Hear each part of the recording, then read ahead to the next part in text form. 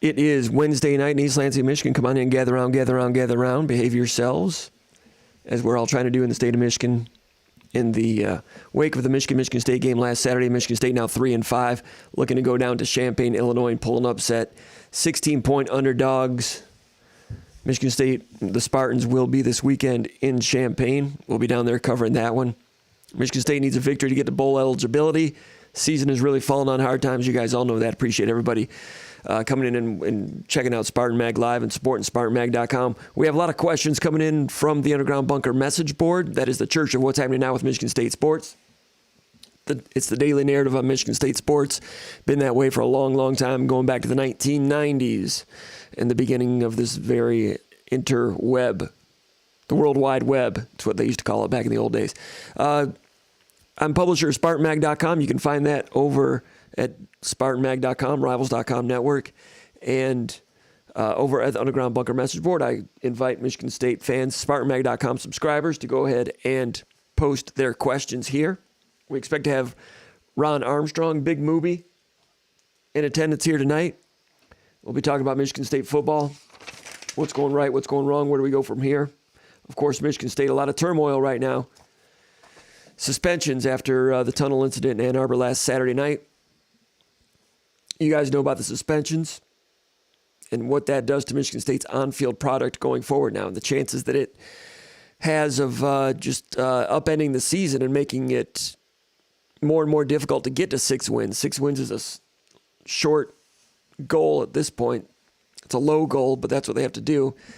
The benefit of getting to 6 wins, bowl game, bowl practices, you know, you don't usually see the full 15 practices anymore. Bowl practices used to be 15 practices, but now that the season goes beyond Thanksgiving and the bowl bids don't come out until, 1 or 2 weeks later, and you've got exams in there, and if you're going to a bowl game that's before January 1st, it's really a shorter window than it used to be, but it's still valuable, and they need that. The practices would help.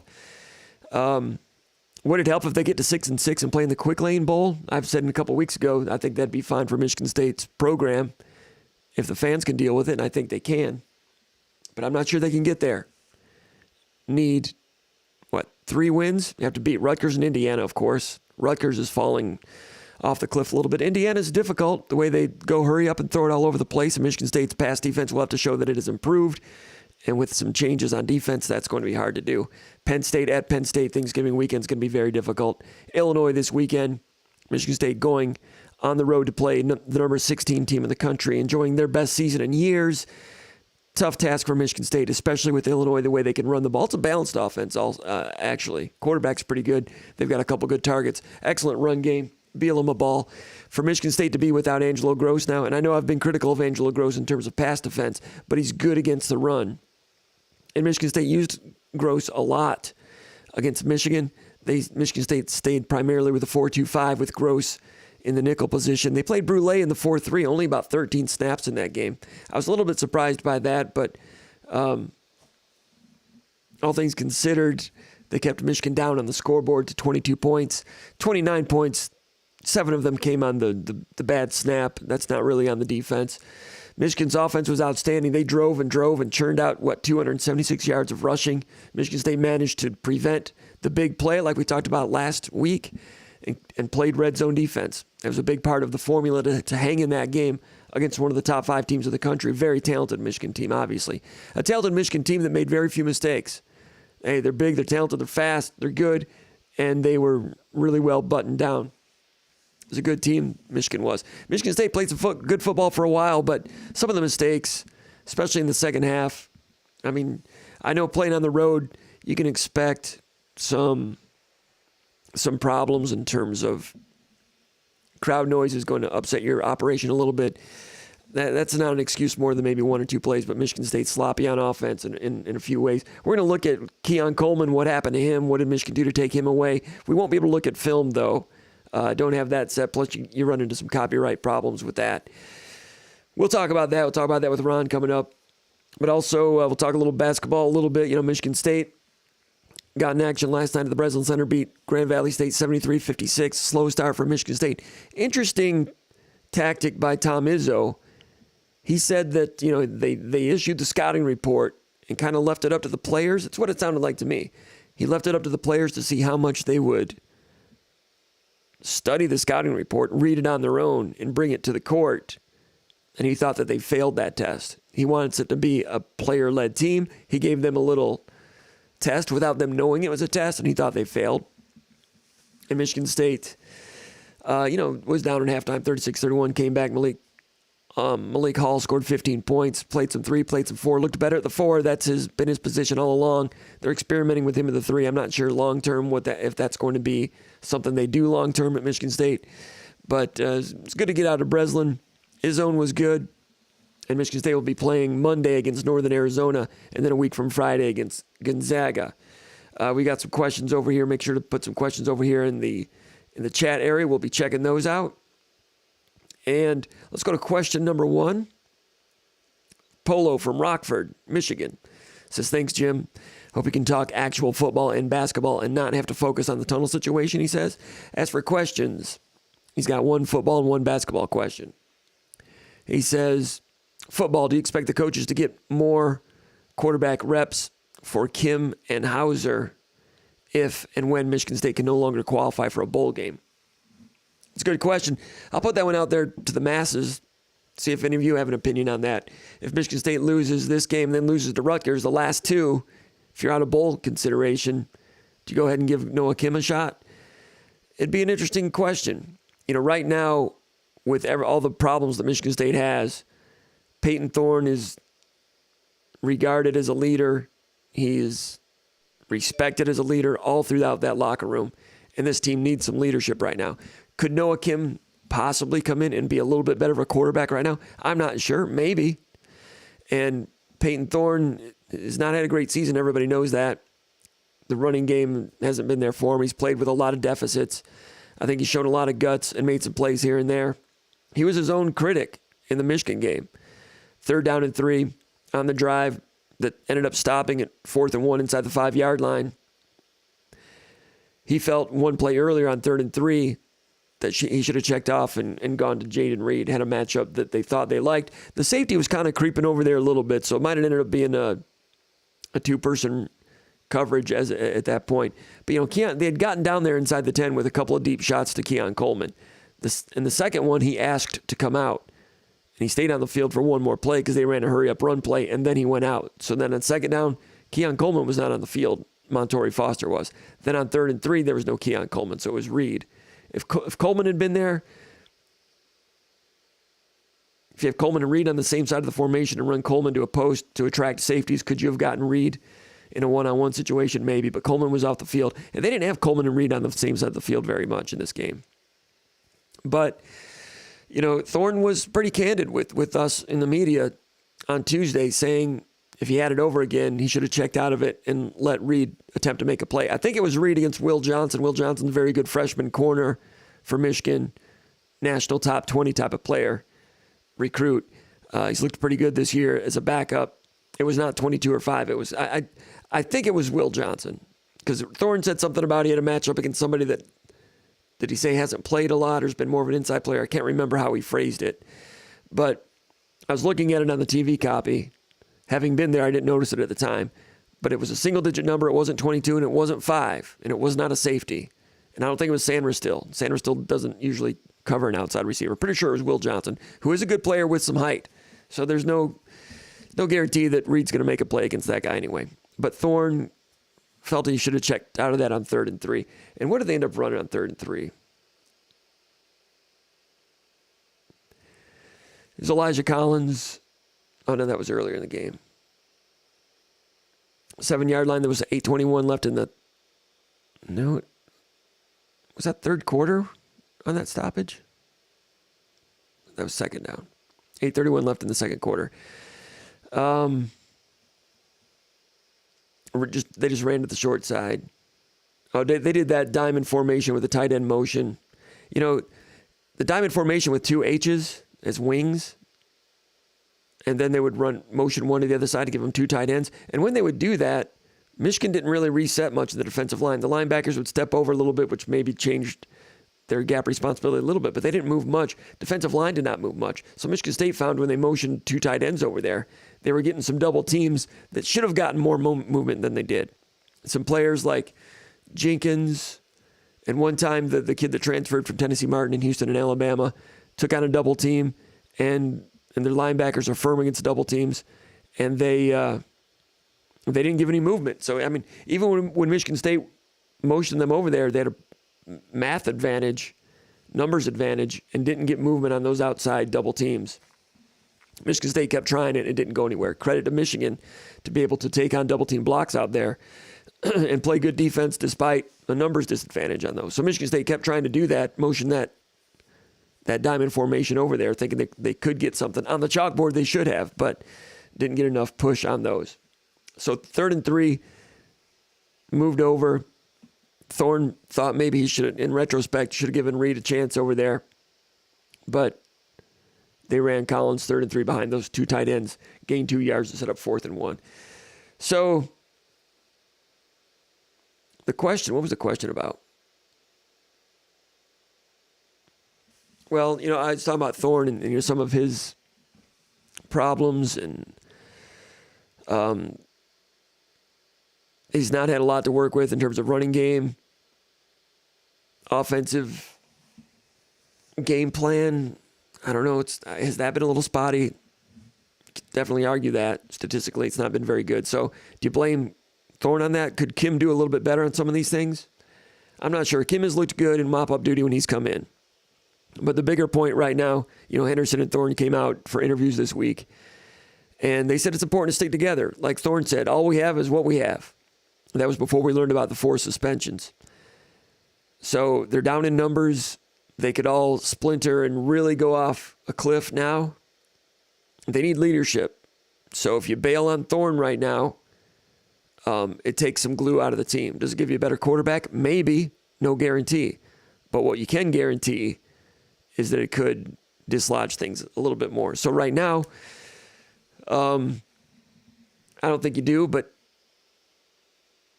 down the stretch, if they're no longer bowl eligible, it might be interesting in game 11 or 12 if we do see that with Noah Kim. They did that in, was it 07? I'm sorry, 07. The COVID year 2020. At the end of the year, Lombardi was replaced by Thorne at the end. And Thorne did pretty well. Was that at Penn State? Might see a repeat of something like that just to begin the competition for next year. Question number 2 from Polo in Rockford. He says, by the way, let's see. I got to check to make sure. I'll get to question number 2 here in a second.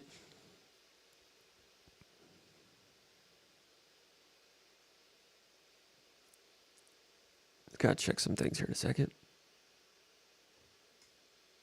All right, we're looking okay. Question number 2.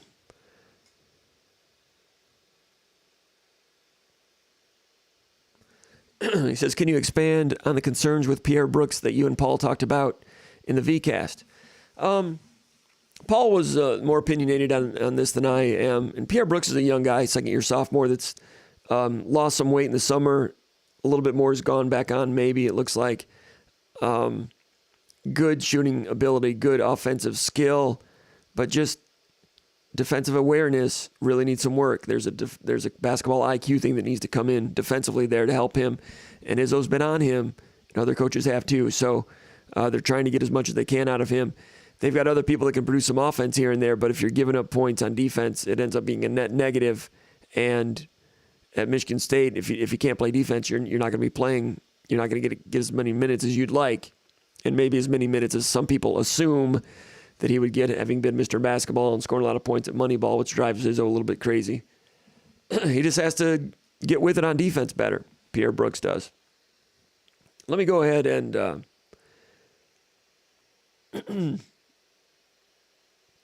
we'll go to question number 2. Matt in Grand Rapids says, you want to talk about Illinois? He says, what's made the difference for Illinois defense? What's made them so good this year? And where do you think Michigan State will have the best chance at attacking it? I'm not sure where Michigan State can attack any defense right now with anything except for Keon Coleman. Jaden Reed, I didn't see Michigan doing anything special with Jaden Reed. I've seen some other teams do things with Jaden Reed, but I didn't see Michigan do it, especially as quick as well as Keon Coleman started off. So, I mean, run game has not gotten off the ground all year, right? Other than maybe one of the MAC games. So, yeah, you have to find out what you think you can do well and see if you can execute something. Meanwhile, Illinois, number one in the nation statistically in defense, they've not played a lot of good offenses. Usually those defenses in the Big Ten West are a little bit misleading in terms of statistics because they're not playing good offenses over there. But Illinois, I watched them a couple of times this year in preparation for Michigan State games. Can't remember specifically which ones, but yeah, on defense, the coordinator's Ryan Walters. He was defensive coordinator at Missouri from 2018 to 2020, and I kind of assumed that he had crossed paths with Bielema there when Bielema was head coach in Arkansas. Maybe he coached against him in Missouri, but apparently not. Walters, I think, was an assistant coach at Missouri at the time. So Walters is a rising star as a defensive coordinator in the profession. I've watched him a little bit. They've got a corner, Devin Witherspoon was honorable mention All Big Ten last year. Some people project him to be like a second or third round NFL pick. He's 6'1".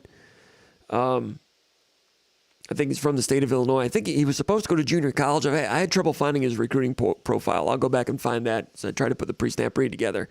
Defensive tackle, they've got a guy, Keith Randolph from Belleville, Illinois. He was like a basketball type of guy, then focused on football later in high school. Michigan State liked him and recruited him, visited Michigan State. Michigan State offered. Official visit to Michigan State. Former D-line coach Ron Burton liked him, went after him, but he ended up signing with Lovie Smith at Illinois. He's become a very good defensive tackle, and they've got a few of them in there. Was it Wisconsin maybe? Did Wisconsin already play Illinois? I think it might have been. So I've watched Illinois, but I've not taken notes to study them. But you notice them when they're playing Wisconsin, when I'm watching Wisconsin.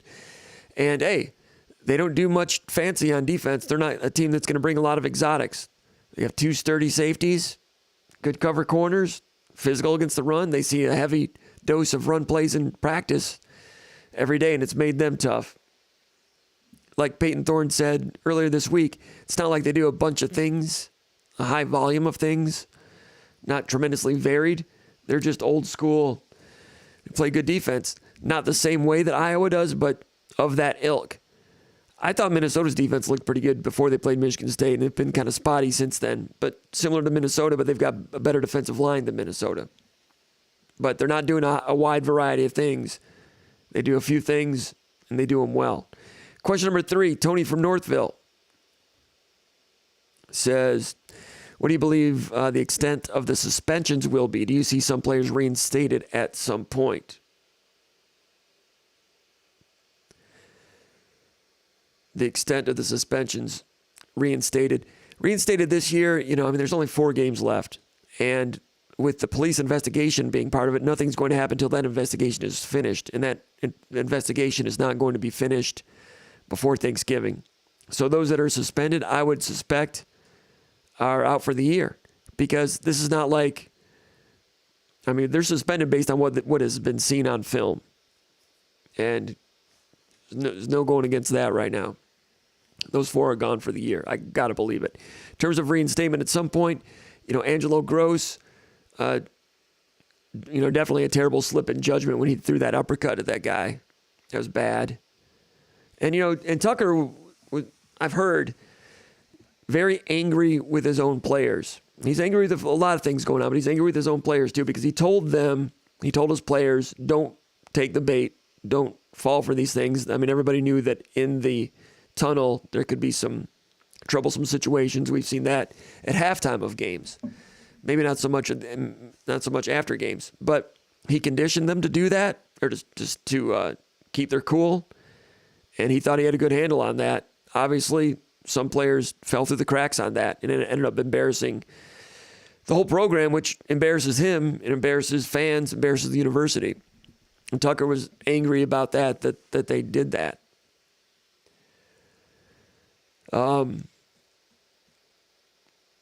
So, Gross, who's been, a good upstanding member of the program that the coaches really love for a long time, he had a slip in judgment too.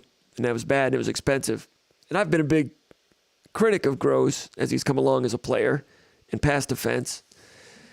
He had an error in this game in pass defense where it looked like he was playing man-to-man. Everybody was in zone. That was early in the game. They had a little over route to Schoonmaker for about 20 yards on their first touchdown drive. Happens a lot with Gross. Gross did have a good coverage play, got caught on Donovan Edwards, the running back, who's a very good receiver and very good route runner. Deep route, Gross turned and covered him pretty well. And I thought, well, that's progress. But then, Gross lost his cool in the tunnel, to say the least. And he's been in the program so long, might he get a chance to come back in? Remains to be seen what happens. It's not my decision. I'm just speculating on that. Kari Crump swinging the helmet. I got to believe that's the last we see him in a Michigan State uniform, I would think. Tank Brown, maybe we've seen the last of him too. He's been kind of on the fringe playing group, not traveling, undisclosed reasons. Not sure why or what, but he was in this game.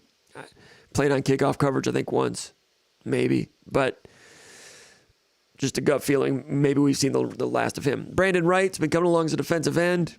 I haven't seen, the video we've seen, he wasn't as involved as much. But there's other videos that are out there that other people have seen that are doing the investigation. Maybe there's more to it for some of these players. I don't know.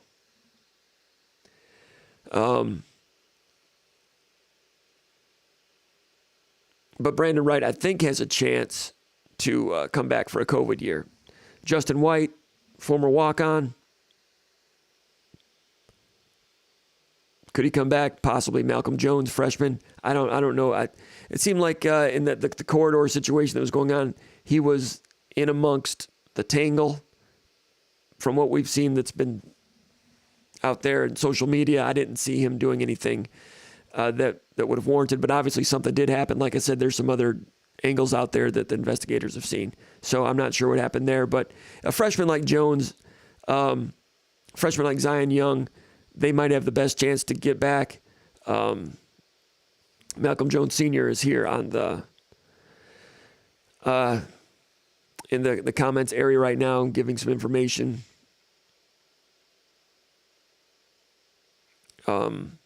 Zion Young, true freshman defensive end, was playing better and better. He's an impact player. They will miss him this weekend against Illinois. Strong, disengage, good speed to close, excellent future. He got involved in this situation. It's a big, big, big mistake for Zion Young. So anyway, hey, it looks like we just got a thumbs down from somebody. Wow. We would appreciate some thumbs up from people. I never know what the plural for that is. Some thumbs up from the masses. Also, subscribe to the channel if you haven't already. And go over to SpartanMag.com. Consider becoming a subscriber to SpartanMag.com. We'd appreciate that. Looks like we're getting a lot of thumbs downs. That hurts my feelings. Anyway, the extent of the suspensions, it's going to vary based partly on how bad the acts were, obviously. Do you take into account if somebody's a young player? I don't know. Not sure. It's a good question. But tough situation for Michigan State right now. In a lot of ways, they deserve it, right? All right. So, Sola, and we'll go to question number 4. Sola in Westland, Michigan says, are you aware of any other program in your lifetime who has fired both the offensive coordinator and defensive coordinator in the same season? Is it far-fetched to think that we could do that this offseason, or would you expect it to only be one or the other if Tucker does in fact decide to part ways with some staff? Yeah, I'm sure it's happened. I can't think of any off the top of my head that have fired both. I think it'd be unlikely to fire both, but I think there's a solid chance that there'll be some changes.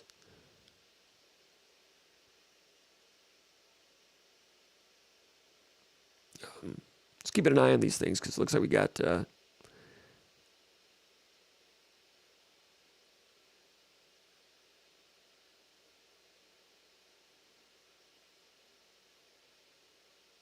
had to get rid of somebody.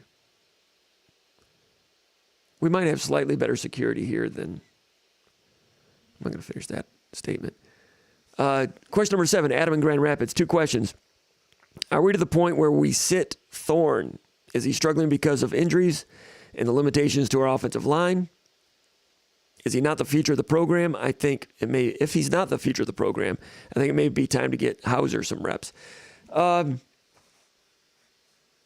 has a good future, but Noah Kim has looked pretty good in mop-up duty this year. You've seen that a couple of times. Looks quite good, quite intriguing.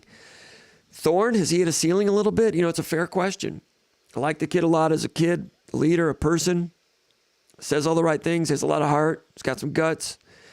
But you raise a fair question. Is he struggling because of injuries or the limitations on the offensive line? Not injuries. I mean, he was banged up in some ways earlier in the season. But in this game, I think you saw when he escaped for a keeper on the opening drive, might have been the second drive, he got free and showed some really good speed getting to the sideline for a gain of about 8 to 12 yards. And he was running against Junior Colson. Colson's got really good speed for a linebacker, and he was able to get away from him a little bit. Not entirely. It's not like he outran him and turned the corner and went up the field, but he was able to get to the sideline, not get tackled, get some yardage against a really speedy, a good speed linebacker.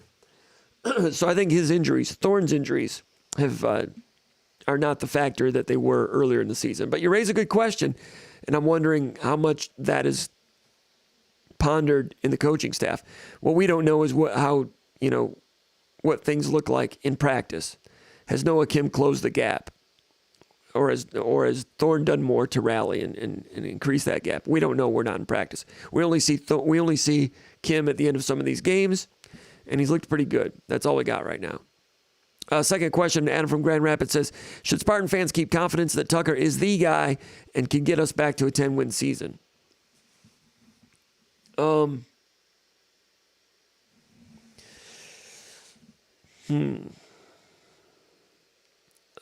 looking at these things right here. If he's done it once, he can do it again. I mean, every game and every year is obviously very important. Can he get Michigan State back to a 10-win season? There's not, 10-win seasons are people took them for granted a little bit when D'Antonio was here. Tucker had a good one last year. I mean, someone else asked the question here about that. And I'll go down to that one also. It's question number 10. I don't have the name on this one. He says, hello, Jim. I'd love to hear your honest, unfiltered, unfettered opinion about head coach Mel Tucker going forward. You've been doing this for a generation now. In the big scheme of things, how does Mel Tucker stack up against other coaches you have had a chance to study? Is this a coach who, in your opinion, has a chance to lead Michigan State to a Big Ten championship? Yes, he can. The offense obviously needs an overhaul, whether it's changing at the top there or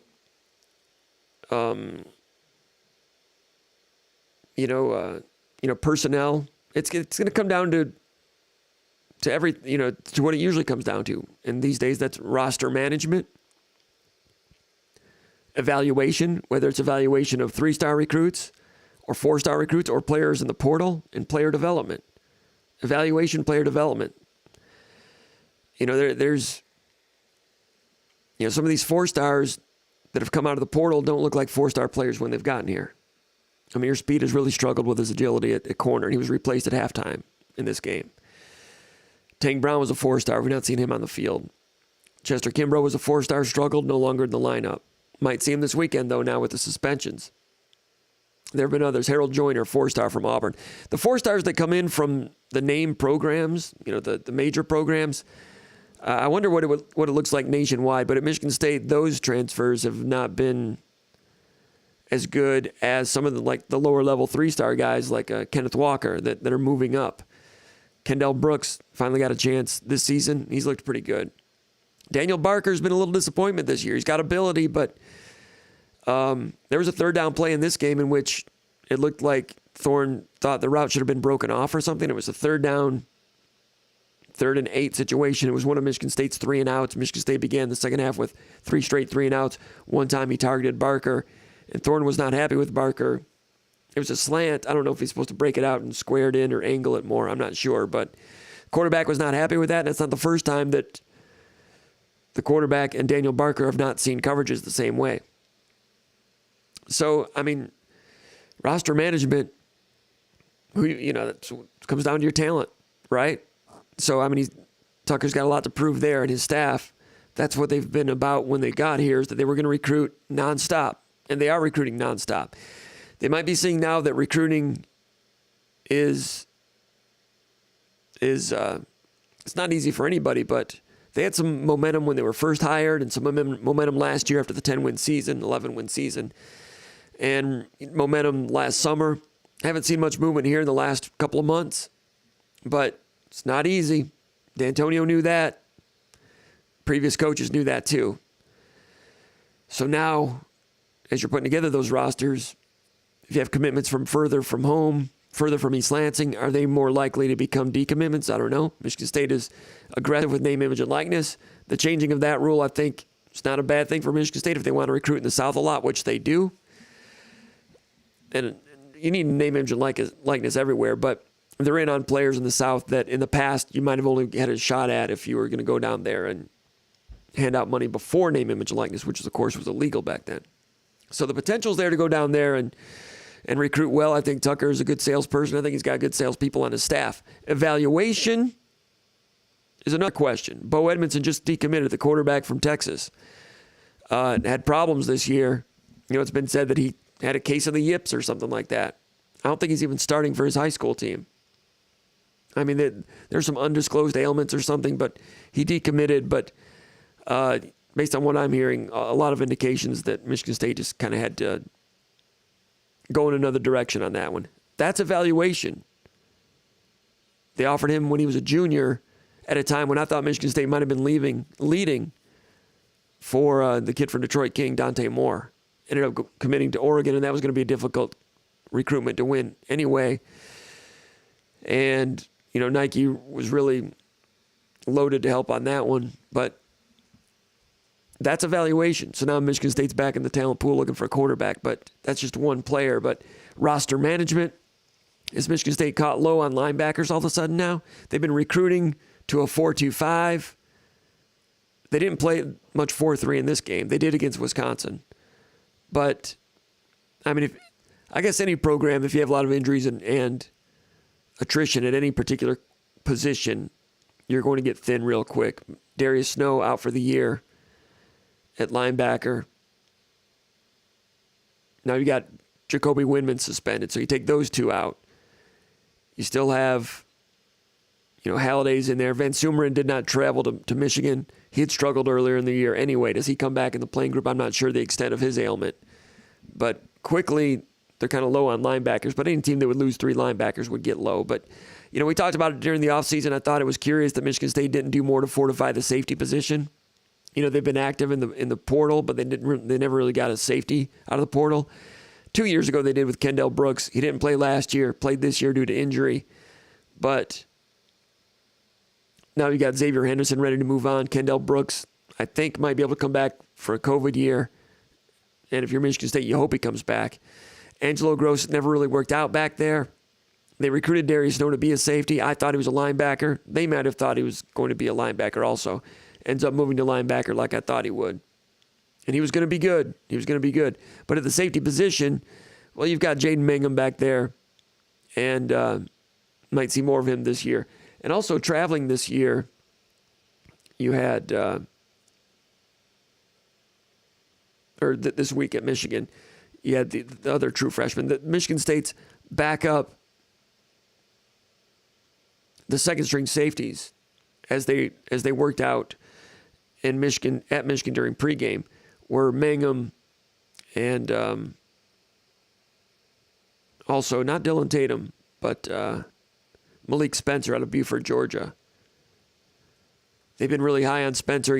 Xavier Henderson said that Mangum and Spencer were going to be the safeties of the future and going to be a dynamic pair. Spencer was hurt during August camp. Hadn't seen him for 5 or 6 weeks. Now he's on the field. Now he's repping as a second stringer. So that safety situation looks pretty good. For this year, it was hard to ask for a lot for those freshmen, but roster management, evaluation, player development, it's not going to be a matter of going out and bringing in 65 guys that are 4 stars and better. There's only 4 teams that are doing that right now. Ohio State, Alabama, Georgia, maybe Clemson. So can you do it with 20 or 30 players that are in the 4-star category? How do you do that? Your 3-star evaluations need to be good. Your 4-star evaluations need to be good. Charles Brantley, kid out of Florida, has been a real nice 4-star corner. Starter right now, it's a sophomore, doing a good job. Need to keep hammering those away.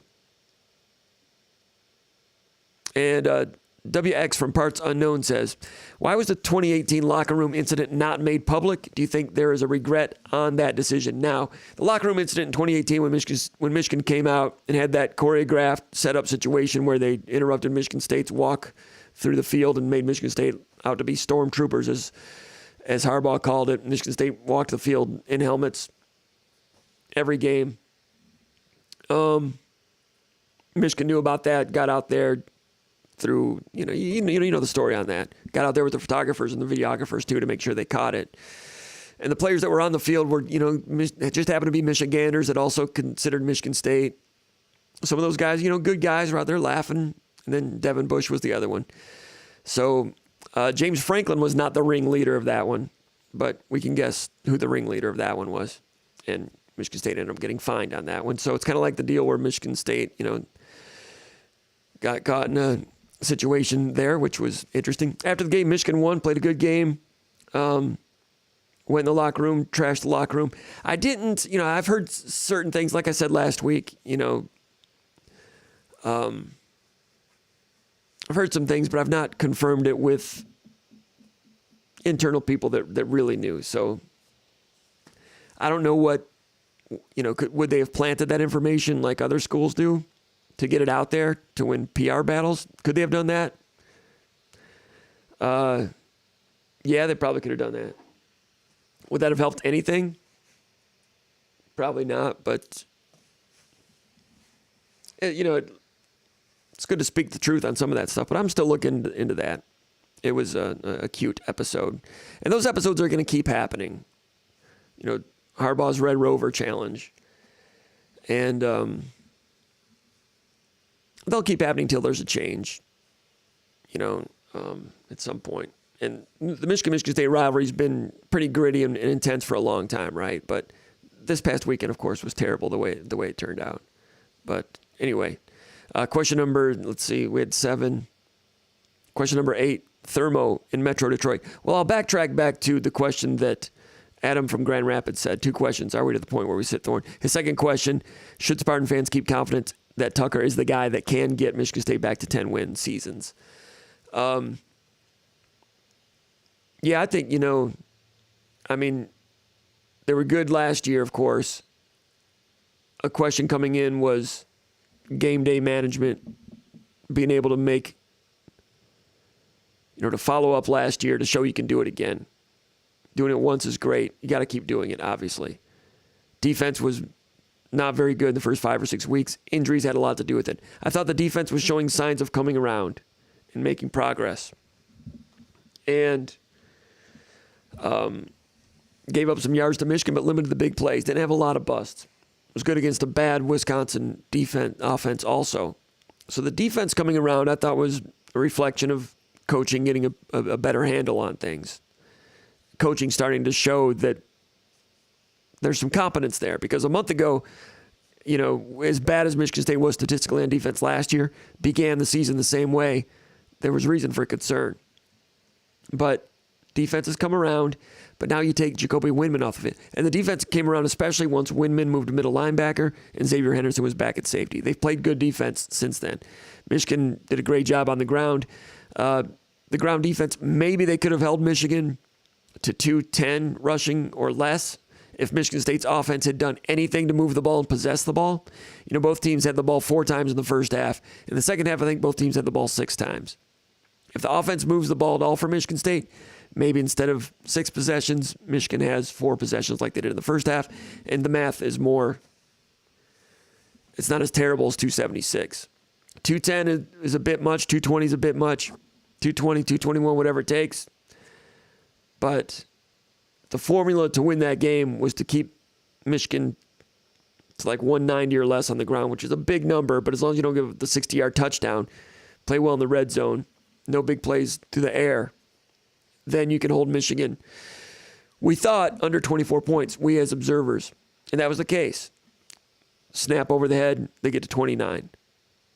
But things were on target to hang in that game with the field goals that were being kicked. But Michigan State had nothing on offense to keep up.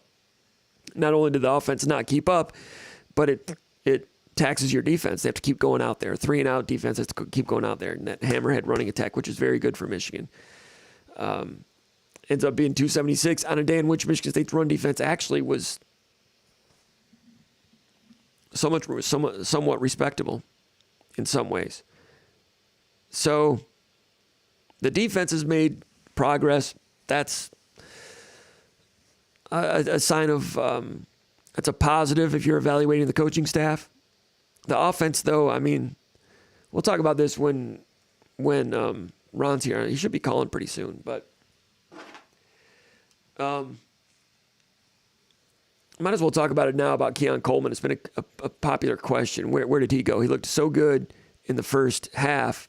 Excellent player.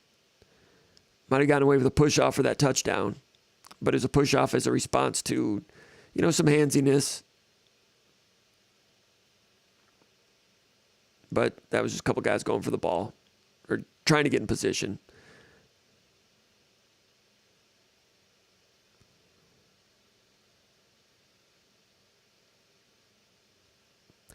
All right, so we've got, you look at the second half. All right, when you talk about Coleman in the first half, I just want to see what the coverages were.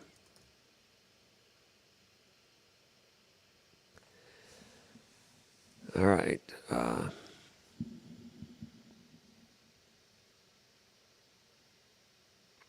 missing here. I'll call it up a little bit later. Why am I not finding this?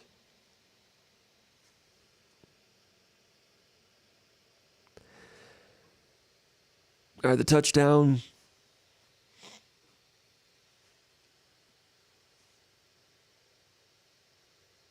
Here it is. The first one was 3rd and 8, gain of 29, deep fade. Coleman against press. Makari Page, the safety, was not over the top to help on that one. In the second half, they had more safety help over the top. Not every single time, but a lot more in the second half. On that one, Makari Page is a 2-deep safety situation, and Makari Page was coming up closer to the linebacker level. Keon Coleman was able to get downfield against Jamon Green, number 22. That was a right corner, 29 yards on a deep fade on 3rd and 8. And that got some momentum going for Michigan State. 2 plays later, 26-yard touchdown.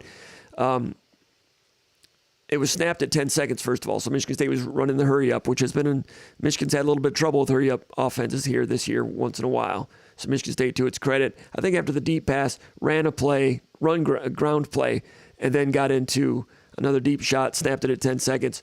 Came into the game expecting to do some things with the hurry-up, made that one work, 26-yard touchdown. That was over to the short side balls on the left hash, formation of the boundary, had a bunch over there, 3-receiver bunch. So the safety was deep middle.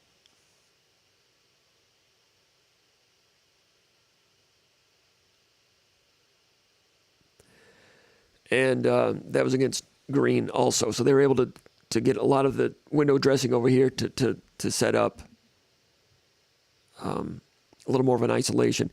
Next drive, 27-yarder, was 3rd and 9. Coleman press, right corner, DJ Turner to the short side. Safety was on the hash at the snap and rolled over to the sideline on top of Coleman. And it was a curl at 10 yards, then there was 19 yards after the catch. So actually that was it was a gain of 27, but that was not really a jump ball. That was a curl at 10 yards on 3rd and 9. And the safety was rolling over the top. So at that point, Michigan was already rolling safety help over there. And then gained a couple plays later, gain of 23 to Keon Coleman. This time it's cover 2, so they've made another adjustment, just trying rocks, just trying papers, trying scissors. Now they're going to try scissors. Cover 2, it's harder to get deep against cover 2, of course. Comes off the line, it's in press, and then the corner lets him go, clouds it, safety over the top. And on that one, Michigan did a good job of disguising the cover 2 because they had the safety on the hash at the snap. Actually, that was not the play. They disguised it differently later in the second half. So he's on the hash. He rolls over to the sideline over the top.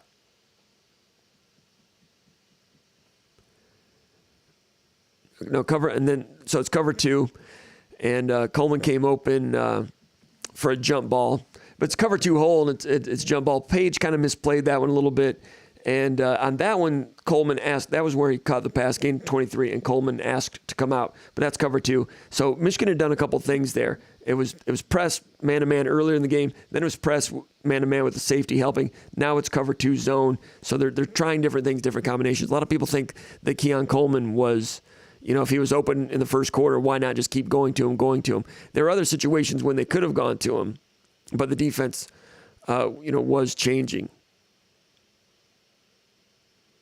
Second half, we'll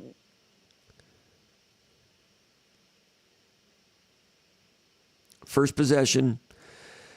All right, so first possession, they went 3 and out, 3 and out, 3 and out. First play, deep go route to Jaden Reed against DJ Turner. It was 1-2. Reed was on the short side. U of M was in zone. Off coverage against Keon. So it's zone with off coverage. So they're being comfortable against Keon. Michigan State tried to get Jaden Reed involved, went deep, and he was closed off. Good coverage, incomplete. So Michigan State tried to get Jaden Reed involved first play of the second half. But Keon had off coverage with zone. It was going to be hard to do anything deep with him at that point. 2nd and 10, they run Berger, gain of 4. Now it's 3rd and 6. Hurry up. Deep fade to Coleman. On that one, 19, the safety was over the top. Tyler Hunt was playing pass protection on Morris, Michigan's excellent defensive end, and protection was sliding to the right, so Tyler Hunt ends up on Morris. That's a mismatch. Running back goes after a linebacker or something. I got to believe the running back, Berger, was probably supposed to help Hunt with Morris because Hunt can't block Morris. Morris gets in there quickly, just throws it up there to Coleman on a deep fade. Ends up being double team, corner, and then the safety over the top. So the safety is watching Coleman. Very easily knocked it away. Didn't have time to look anywhere else because the pass protection failed. So that's 3 and out. So that, they passed it twice, tried Reed over here, but Coleman had double coverage zone. Then 3rd down, went to Coleman, forced it to him, and it was pure double coverage, easy knockaway. So it's not like they went away from Coleman. I just showed you that Michigan did a good job adjusting to him. Michigan State needed more from Jaden Reed in that second half, finding a way to, a deep route. I think against DJ Turner, did a good job stacking him, owned the red line on that play, falls harmlessly, incomplete, good coverage. Could Michigan State have done more to read digs, slants, crossing routes, other intermediate routes to capitalize on the attention Coleman was getting? I suspect so. I'm not an expert enough to know that. I'm not an expert at all. I'm just an observer and a reporter. But Reed, seems like they could have done more with him. Second possession in the second half, diamond motion, Collins gains 5. Talked about the diamond motion earlier. 2 wings, diamond, 2 H's, 1 H. Motions over here. Michigan State had not shown that all year. 5-yard gain. Nice first down play. Again, I'm kind of impressed with Michigan because they didn't reload when that happened. They wanted to stay square. They were probably confident, well, we can just take on some double teams and stay firm against this rather than changing everybody and then being susceptible to something maybe back on a throwback. I don't know. But they stayed with Michigan did not reload very much to those diamond motions. And as it turned out, didn't need to. So, but they gained 5 yards on that one because, the numbers were favorable, made that one work. Now it's 2nd and 5. Doesn't take long to go over what Michigan State did in the second half because they didn't have many plays. All right, 2nd and 5. Throw a now route out to Reed. Keon was to the short side. Press coverage at the snap. Press coverage bails into cover 3. So press bail, cover 3 zone. Pre-snap, they're trying to get Jaden Reed involved. Now route. And as things changed, I think Michigan State might have motioned Mosley in or something like that. At pre-snap, it looked like it might be 3 versus 3 over there, but after the motion and the press bail change, it ends up 2 versus 3. So you never want to throw something out on the perimeter when you're outnumbered by the defense. Usually you throw it over there when you've got a number advantage or it's equal because of the post-snap movement of the Michigan defense, which did real well on that play. Reed gets sawed off for a loss of 1. So now it's 3rd and 6. They gain 5 yards on 1st and 10 with a nice run play. They lose a yard on a now route to Reed. But in terms of where Coleman was,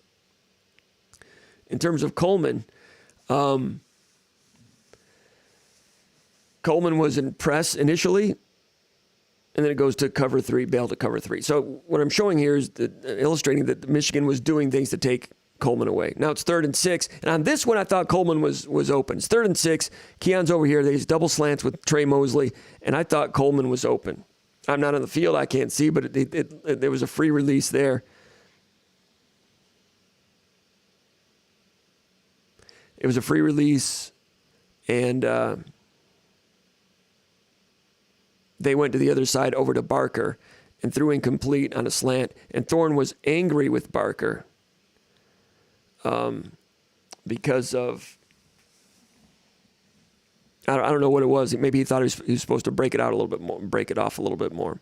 So it's so those are two possessions going to Coleman. By this time, next time they have the ball, it's 22-7. 1st and 10, they throw to Barker on a swing pass. On that one, he looked to Keon deep right sideline on the short sideline.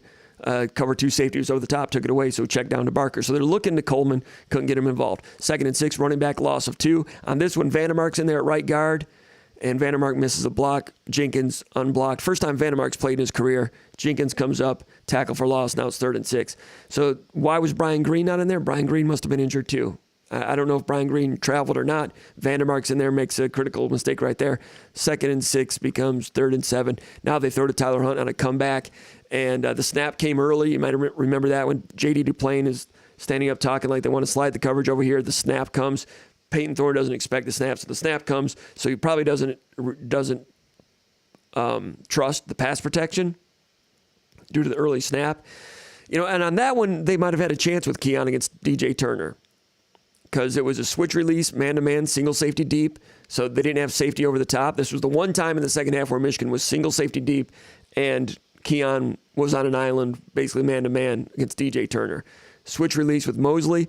They got tangled up a little bit, Mosley and Keon did. So I'm not sure that would have, even if the snap hadn't been screwed up, I'm not sure that would have, they would have had to get over that. And then Coleman, Coleman's got all kinds of talent. Maybe it would have worked out anyway. But Michigan went cover 1 on that one. And Reed ran a little whip route, little return route to the field, and he went to Tyler Hunt on a comeback. Things are hurried because the snap was screwed up. Tucker goes into the either linebacker or safety and comes back and like a hook, ball's in the air, lands at his feet. Looked like Thorne thought that he was going to break it off sooner. What I'm getting at here is couldn't get to Coleman for the reasons I mentioned, but the slippage there. In order to go on the road and beat one of the top 5 teams of the country who's playing a very good game, Michigan's playing mistake-free for the most part, except for the turnover early. Michigan's playing pretty well, really well. You can't go out there and have a right guard, a freshman playing for the first time in his life and turn someone loose on 2nd and 6. You can't have a switch release where guys are getting tangled up. You can't have a snap come when a guard is trying to call for a slide protection. Crowd noise probably has something to do with that. You can't have Barker and the quarterback not on the same page, seeing things against that defense. You have to have one mind. Everybody's got to see things the same way. And that's not the first time that Barker and the quarterback have not been on the same page. And Hunt, that one, obviously, they didn't break it off right on that one. So as good as Michigan was, Michigan State on offense, something's got to change there. That was a problem. And obviously after a nice flurry in the first half, Michigan State's offense was terrible. Let's go over here to the comments area. We've got Rob South says, "What's up, fellas?" Zach Colmoden says, "Good evening, everyone." JC1829 checking in from D.C. It's Jay Chevy. Gordon Tenode from Albany, Georgia, and Old Tuck the Bell Cow from Austin, Texas. So we got Bell Cow. We got Old Tuck in the middle.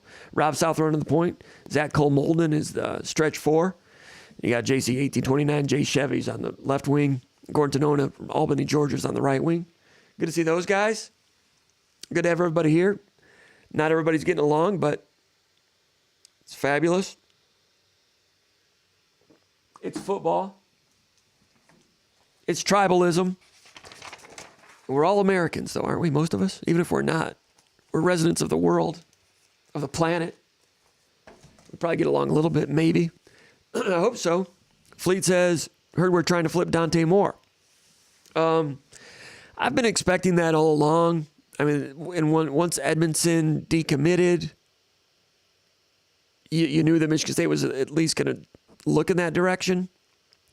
Has Michigan State been thinking they were going to see him come shake free at some point anyway? But Oregon's been pretty good this year. I mean, when Dante Moore committed to Oregon, that coach was brand new coming out of Georgia. But Oregon had a lot of, shiny bells and whistles to sell. Michigan State likes to think they've got some too. Sure, I would expect Michigan State to try to flip him. They would be negligent if they didn't try. Whether they'll have much success, I don't know. But not surprised that they'll try, but it's going to take a lot of work. JC1829 says, I'm riding with our Spartan dogs, no matter what. Bend but don't break, he says. Majin Drop says, it's like we got sabotage. I don't know. I think they got beat at the line of scrimmage a few times.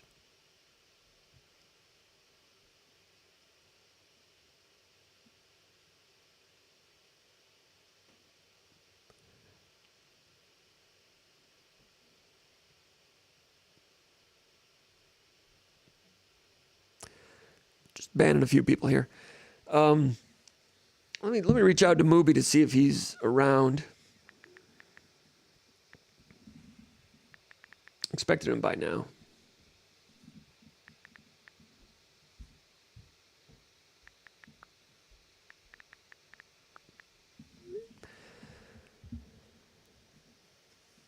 Over here in the comments area.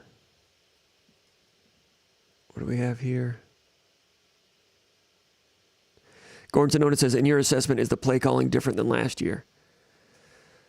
Without Walker, it's different, of course, but I mean, I don't notice a huge difference. The outcome of the plays, of course, but in terms of,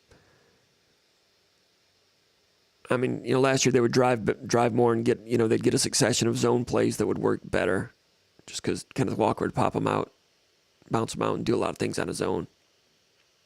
Things are going to be different without Walker, of course, but play calling, is it play calling or is it execution of the design? Is it quality control that goes all the way back to spring? I don't know if it's play calling, but that fourth down play, not so great. We'll talk about that in a moment. Here's Big Movie. Call from Big Move. To accept, press 1. To send a voicemail, press.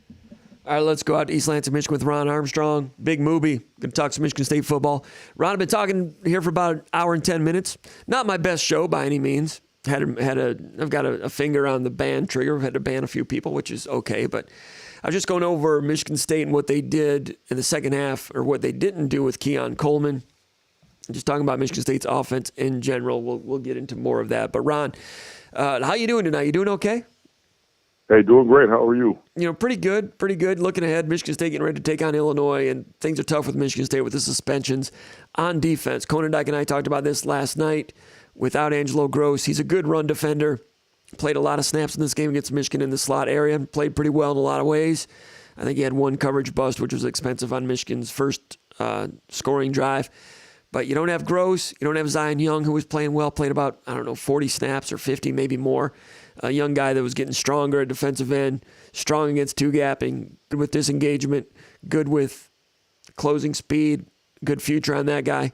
He was involved in the tunnel situation. He's suspended. And now Jacoby Windman, of course, he made a big difference with the defense. Has not always been great in his pass coverage, drifting here and there, but for the most part, better than Van Sumeren for sure.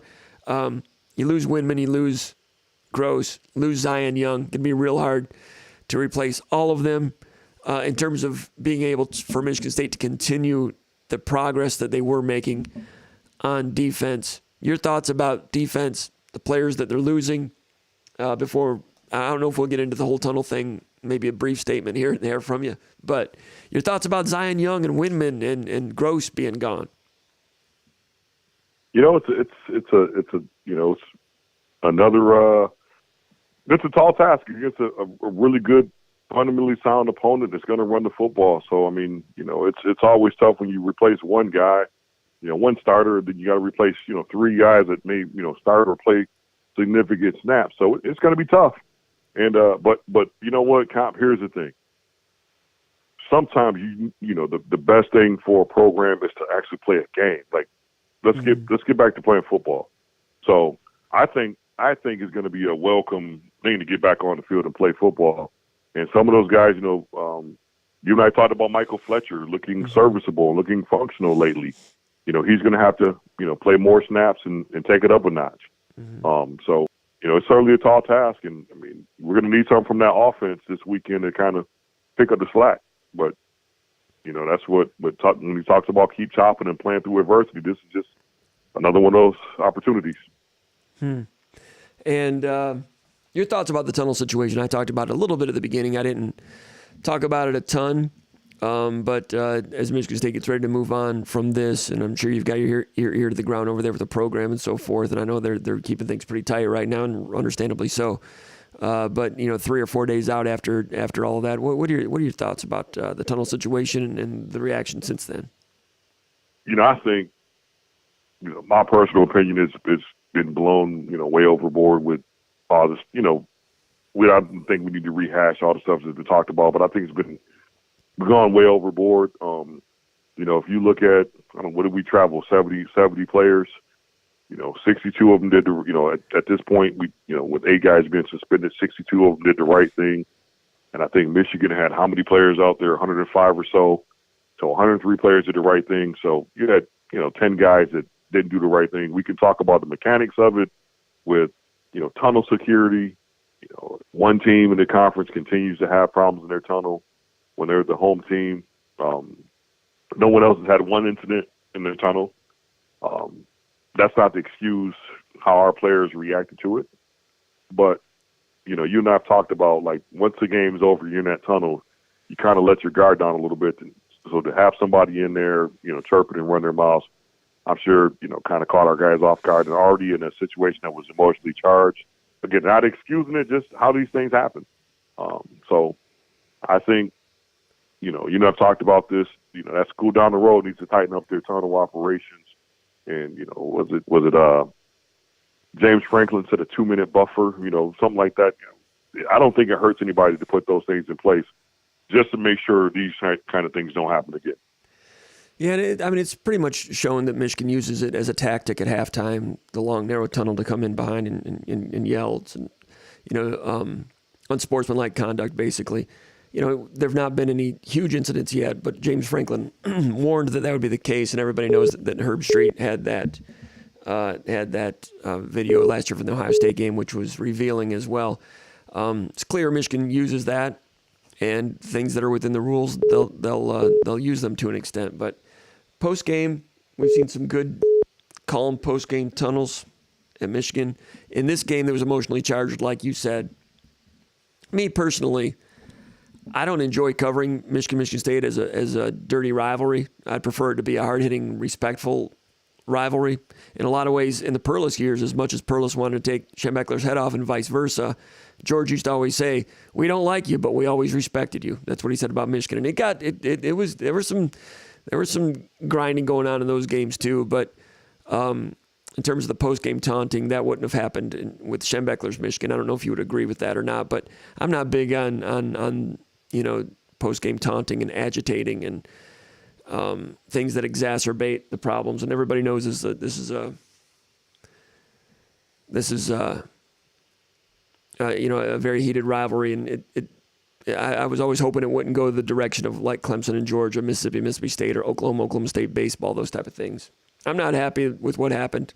I'm glad that it doesn't look like there were serious injuries. I feel bad for the players in some ways that allowed themselves to be baited into it. Other ones, they're grown men, shouldn't have done it. But I don't get any thrill out of this rivalry being like this. It's not good, and it's a bad example for young athletes throughout the state too, on both sides. But anyway, I'm hoping they can get it cleared up. But I'm not confident that'll happen anytime soon. Michigan State and Penn State had some bad blood when it was D'Antonio and Franklin.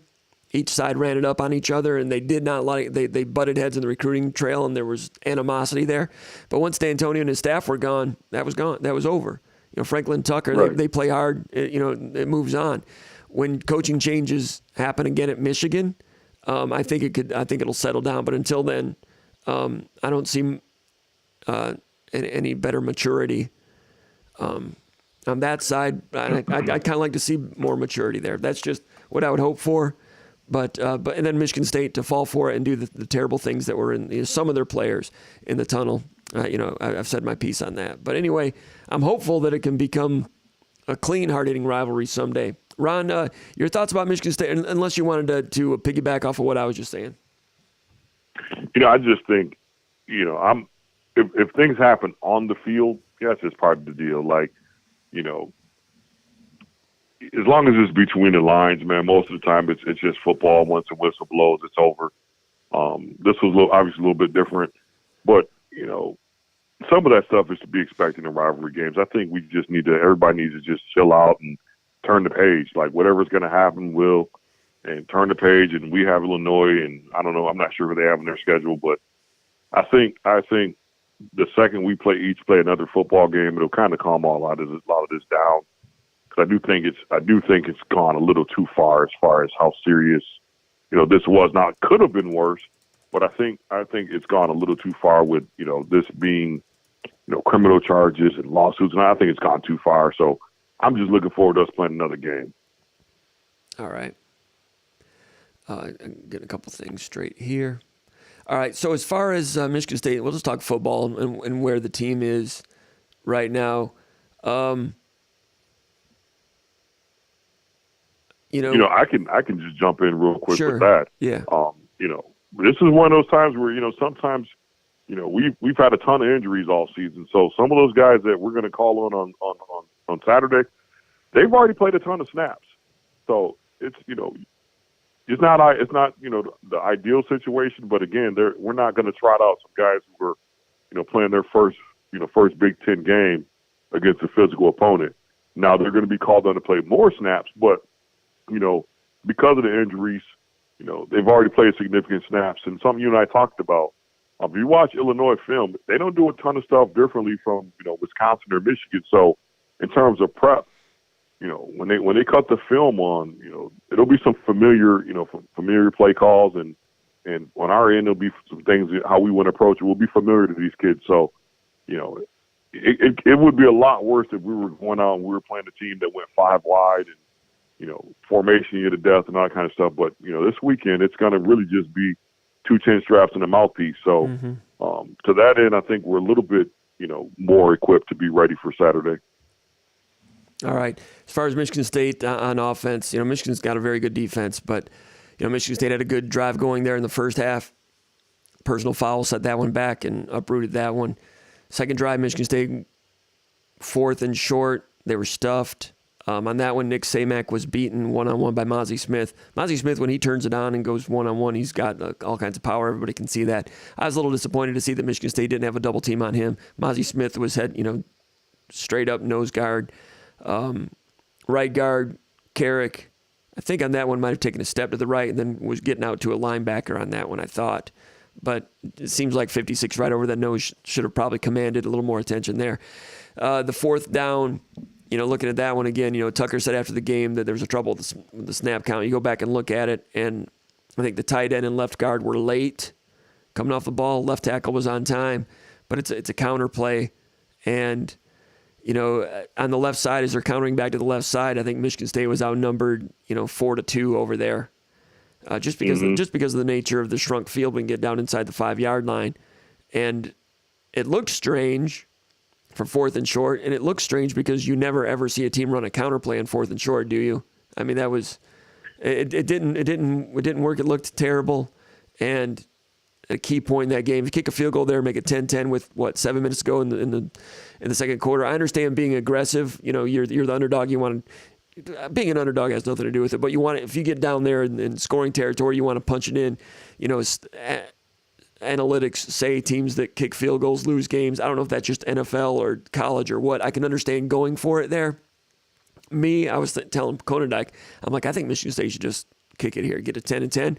Then the game starts over again. You've already shortened the game. But how many times are you going to get down there?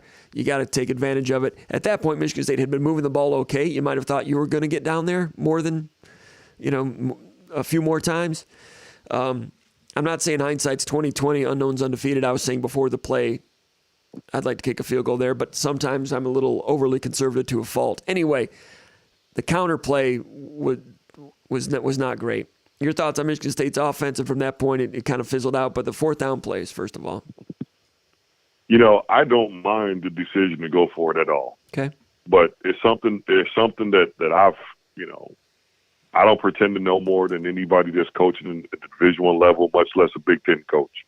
Yep. Having said that, there's something that I've always been told and taught and know about football. And in key moments, you think players, not plays. So to that end, you got to figure out what players do I like at this down and distance. And then from there, we'll move to a play. Now, it looked like to me that Keon had free money out there based on alignment. Who did? The receiver to the short side. I'm assuming I think that was Keon. On fourth down? That was short side in the corner. Yeah, in the fourth down in the red zone. The corner was off. He was about 5 yards off, and it's 4th and 1. I mean, if you just want to smoke route or even just motion, get the ball in your best player's hands. Or, you know what? This is honestly, now that I think about it, this is what crossed my mind at the time. There's something that college football changed this rule, and everybody's using it on short yardage. Get 2 extra offensive linemen in, go quarterback sneak and push the pile for a yard. Mm-hmm. From behind, have the offensive lineman push the pile. Thorne just falls forward for a yard. You get back, then you go, no huddle, and you run the football again with extra linemen, and now you got something. But I don't like pulling linemen in short yardage. To start there, I don't like seeing linemen pull on short yardage. Yeah, like you're opening an opportunity for a run through. So I don't like that. And if you're pulling offensive linemen on a short yardage situation, it's got to be a toss of some sort to the edge. Mm-hmm. So now it's a sprint. Now it's a sprint to the edge, and we're not getting outnumbered at the point of attack. But as a rule of thumb, I don't like pulling linemen in short yardage situations. Sure, and that was it didn't work out. And Michigan State only had the ball 4 times in the first half. Michigan had the ball 4 times in the first half. That clock was running, and that the half ended, without a lot of plays being run, which was advantageous to Michigan State's upset hopes. Shortened the game, but didn't come away with points on that one. Ronald Williams started the second half instead of Amir Speed. Amir Speed's been struggling in terms of just, playing the edge, taking on blocks, defeating blocks with, just with proper leverage and just being physical out there. Tucker has always talked about the importance of your corners and wide receivers. They show the physicality of your team, as Tucker says. And Amir Speed, for as big as he is at 6'3", just has not been physical out there at the edge, and it showed in this game a couple of times, including one time down inside the 10-yard line when Donovan Edwards turned the corner on him. And Tucker corrected him a couple times in second quarter. Then in the second half, Ronald Williams, who started most of last year, started the second half, had a nice pass breakup on a deep corner route, but I think that was the play that Derek Harmon was flagged for having a hand up in the face. So instead of 3rd and 10, they get a 15-yard penalty, which prolongs the drive. They get a field goal out of that one. But Ronald Williams back on the field, he's got to be excited to go down there and play Illinois, and that's one change we'll see. We'll see some changes at other positions for sure. I suspect we may see Ronald Williams starting this game at corner along with Charles Brantley. Yeah, I would expect that moving forward as well. I thought, we had talked about just some of the deficiencies of setting that edge at, from 6, especially in the short side run. So I definitely would expect to see Williams out there, and there's an opportunity there for him. He's kind of been missing in action this year after seeing significant snaps last year. So, I'm sure he's excited about the opportunity to get back out there. He said he had a good pass breakup on the corner route.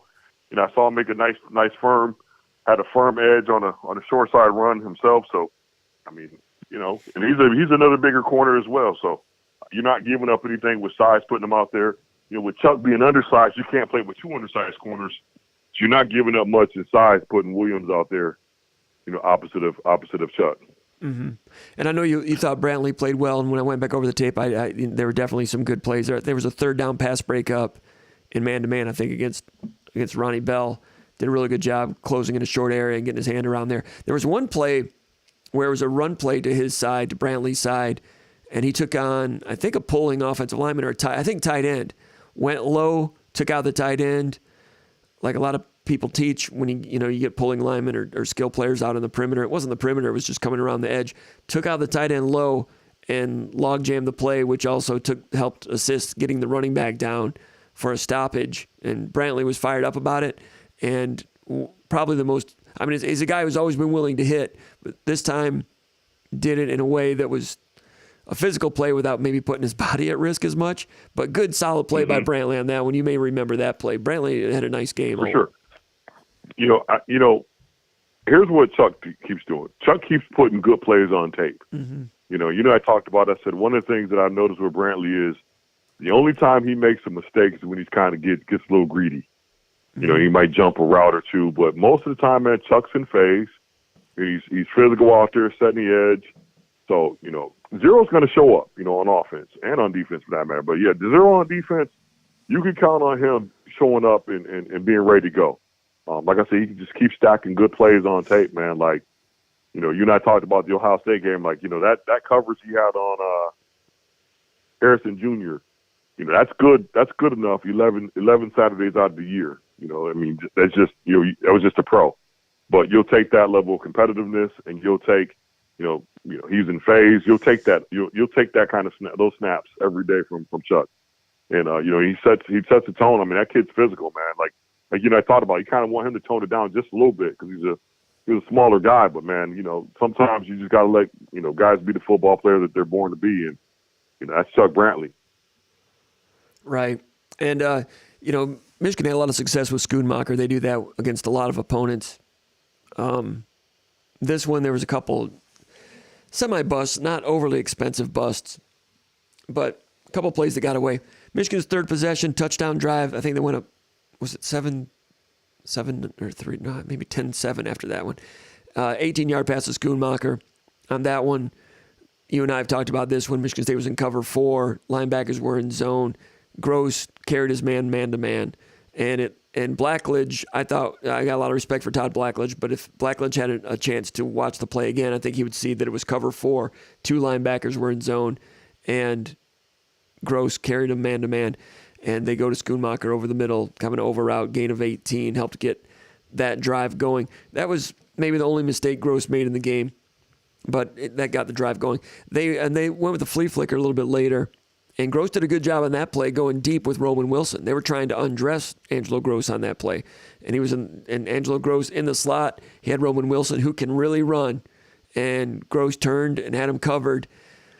And, on that one, Amir Speed was back there playing safety because there were no wide receivers over to the left, and they kind of rotated things over there. And so Speed was back there deep with Gross also. Did not end up going deep. Xavier Henderson, the safety, was kind of in the flat area, and he kind of got twisted around, turned around. It's kind of a different type of coverage. They've been practicing it, obviously, with Speed playing some safety on some different looks against Wisconsin. Henderson, it's only a two receiver route for Michigan because they're going max protection because it's a flea flicker. Gross and Speed covering the guy deep.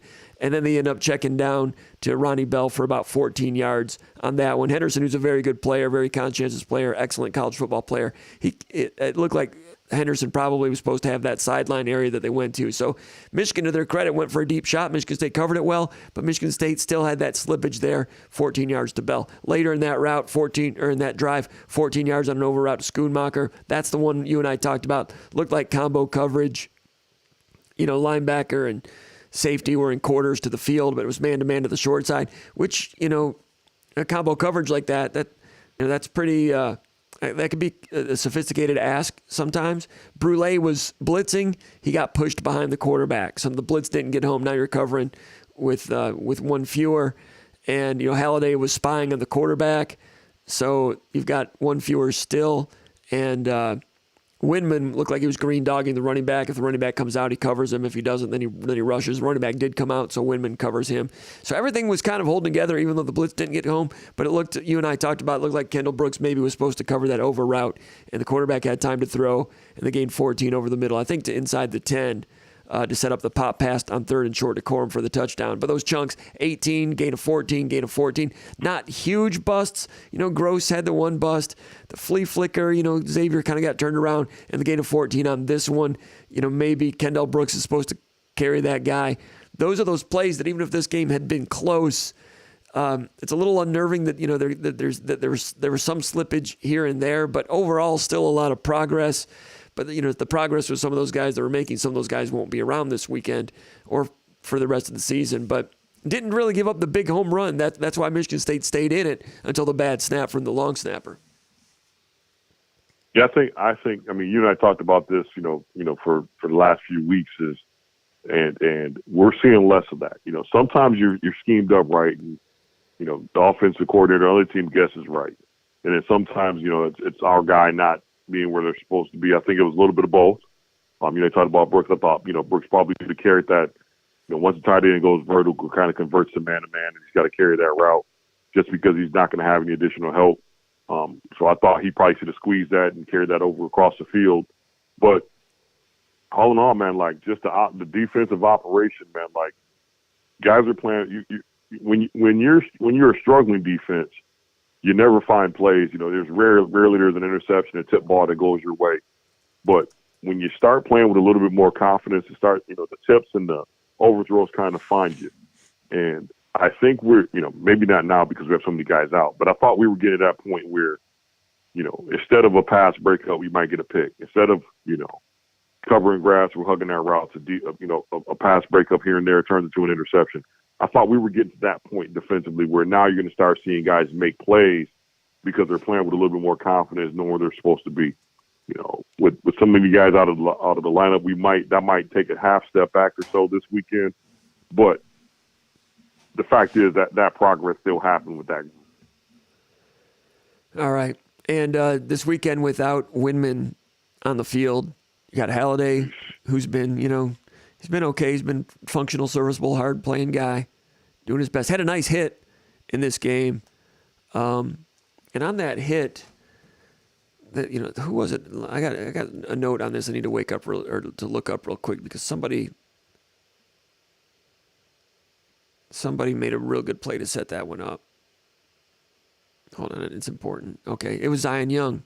Zion Young's been playing better and better. On this one, Zion Young took on a tight end, Schoonmaker, two-gapped him, controlled it, disengaged. He made the initial tackle. Halliday came up to clean up, and it was set up for Halliday to really hit him hard to finish that play. But a nice veteran play by true freshman Zion Young to set that one up, which leads to my next question. Zion Young, a freshman, getting involved in this situation, just hunch. What is? I just wonder what Michigan State's going to do about this. A young freshman, 18 years old, having a good start to his career at Michigan State, gets involved in this terrible decision on his behalf. What's your hunch on Zion Young? I'm now that I've gotten a few days away from last Saturday, I think we'll see him at Michigan State next year, and I hope that the kid gets a second chance somehow, some way, somewhere. Right. I think all the guys involved are gonna learn from this. Some of them may have some. I have this isn't any inside information or anything like that. Some of them may have a stiffer penalty in what they have to learn from it. But that aside, man, 18, that kid was coming along in a rapid pace, man. Mm-hmm. Montez Sweat kind of pace. Maybe not as explosive. Montez Sweat had a pop that you could just see was different. But this kid's coming on at the kind of pace that, okay, every weekend I saw something different from 18 where, he's not getting moved off the ball this week. Following week he's leveraging the play. The second, the next week he's, disengaging from guys. Every week he was adding something, and you could see, okay, this kid's got something. So, it's going to be a learning experience, but what I will say is if you're, you don't have a history of getting in trouble and you've been doing all the right things, I don't think this particular thing warrants sending the guy home. Mm-hmm. That's my personal opinion. If there's a track record and you were on, super secret double probation, then maybe, yeah. But if this is, first offense and, you made a bad decision in the heat of a moment, you pay the price, you turn the page, you get ready for whenever you're reinstated. I don't think this warrants, throwing kids away regardless of what, other folks not affiliated with our program might have to say. Mm-hmm. And as far as at the middle linebacker position, we don't know about Van Sumeren. He didn't play at Michigan. I'm assuming an ailment of some sort. If you're not healthy enough to travel or whatever, can you come back and play against Illinois? He struggled anyway earlier in the year. Nateote and Halliday would give them a couple. Between the two of them, it's kind of an undersized linebacking crew. But I know Nateote is eager, and he will stick his nose in the fan, as you like to say. He's quicker than I thought he was when he was a recruit. He was a 4-star recruit, but his junior film, I'm like, man, he needs to be quicker than that. And I thought his senior film he was. And, he made some noise last year on special teams a little bit, has not played much, here and there in some games, like one snap against Michigan. I suspect Nateote, tag, you're it. I think he's going to be on the field a little bit in this game. What are you thinking at linebacker? Yeah, man, I mean, we're razor thin right there in that inside. So he's got to be ready to play. Now, I will say this, having a full complement of healthy D linemen should make the job a little bit easier. We had been thin, earlier in the season, and I do think that impacted some of the linebacker play we saw on some level. It impacted that. But I think having a full complement of defensive linemen against a team that's going to run the pound of football should help them have a clear, some clearer windows to see, to diagnose plays and getting to the play and help us out.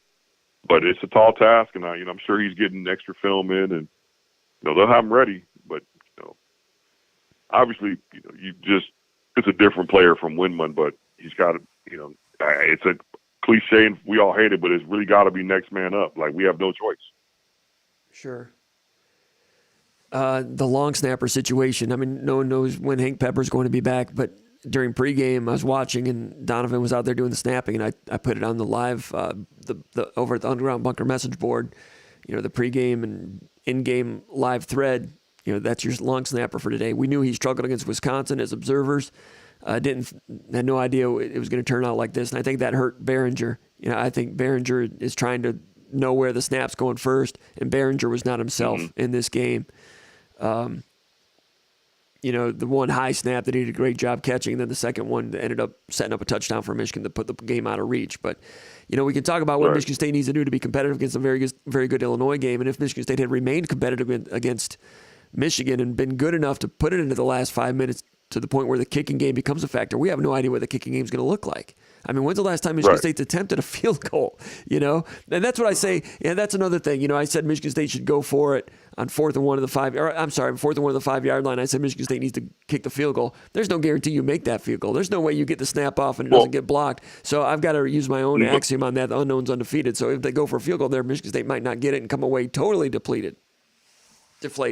See, and here's the part that folks don't understand, or maybe they do or not. I don't know, but it's not so much where the snap. Like most long snappers, man, what makes a good long snapper is the time the ball takes to get to the punter. Yeah. And there's a spotter out there on the opposing team with a stopwatch, and he's watching how quickly that ball gets back there.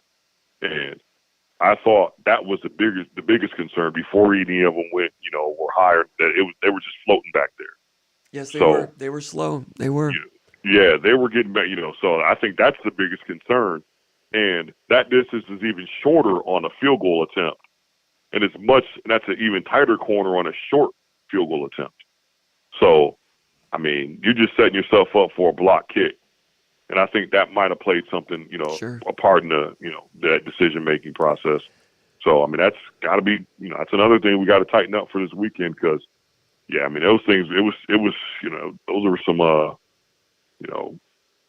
Ephus pitch type. I mean, it was just, it took too long. They were. And I think that's, you talked about, the punter, he wasn't taking his typical full steps, he was just kind of punching it out, so I think he knew that he couldn't, take his usual approach and get the ball out in time. So it was, most of those kicks were just kind of like a punch for a golf type swing.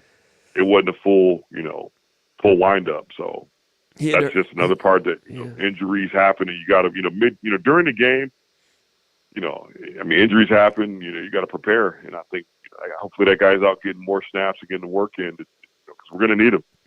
Yeah, those snaps were slow, like high school type long looping snaps. And I didn't notice it until I went back, when I went back to look at the film, and I just kind of noticed it. I was like, oh gosh.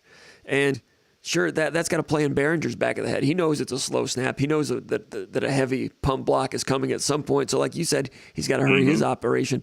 Or, first he's got to find the snap, wherever it's snapped to. Right. And the young kid, he's a walk-on. He's doing his best, and he was taking it hard on the sideline. He's a competitor. He wants to do better. And for sure, I'm wondering if they told him, "Hey, we've been working on your snaps. They're slow. They need to be snapper somehow. They have to be snappier. They need somehow, some way." Right. And he's trying to do more, and that's how I started air mailing them. Yes. Yeah, there might be something to that. Yeah. And we still don't know who the kicker is. I mean, Patton is the guy that warms up. I'm sure it's him. And I watched him warm up. And in warm-ups, that left footer, he's making 52-yarders. He's got some talent. He's got some ability. You know what I would honestly, here's what I would do. I would go into this as an offensive staff. I would go into this game, and my play calling would be anything from plus 40 and out. We're calling plays so that we can go for it on fourth down. Yeah. Plus 40 and in, we're going for it. Like, I'm not, because it's now, it's, what I mean? Like, I don't trust the operation. Yeah. I want this thing blocked. If it's third and, 15, we're going to punt the football. Yeah. But if it's third and under 4 yards and we're plus 40 and in, man, we're going for it.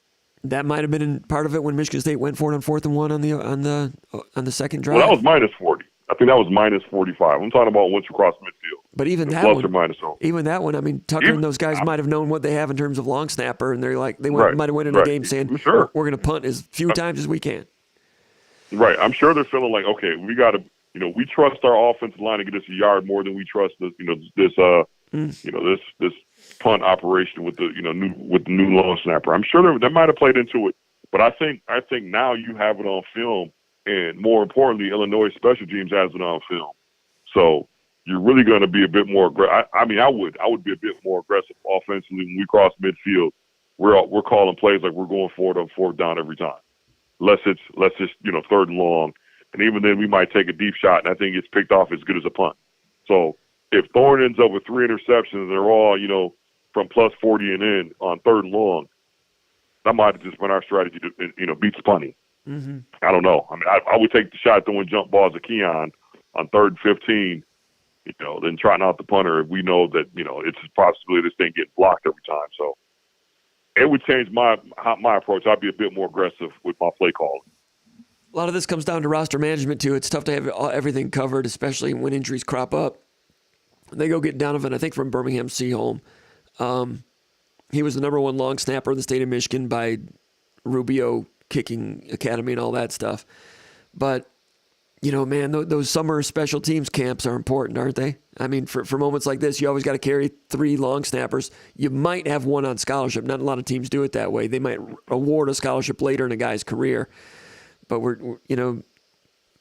just these things can. This game was not decided by the long snapper, but next week's game or one down the road might. It can cost you a victory with if you don't have your roster as thick as you as possibly can for any eventualities. And they brought this guy in and for a reason. They scouted him or whatever. He's doing his best, but it just shows that, from 1 to 110, every player on the roster, you never know who you're going to need or why you're going to need them. But gosh, that long snapper situation. If Michigan State had hung in the game, something like that could cost you victory. That would have been real hard to stomach as well. Keon Coleman, you got to be excited about Keon Coleman and what he's doing. But absolutely. I mean, go ahead.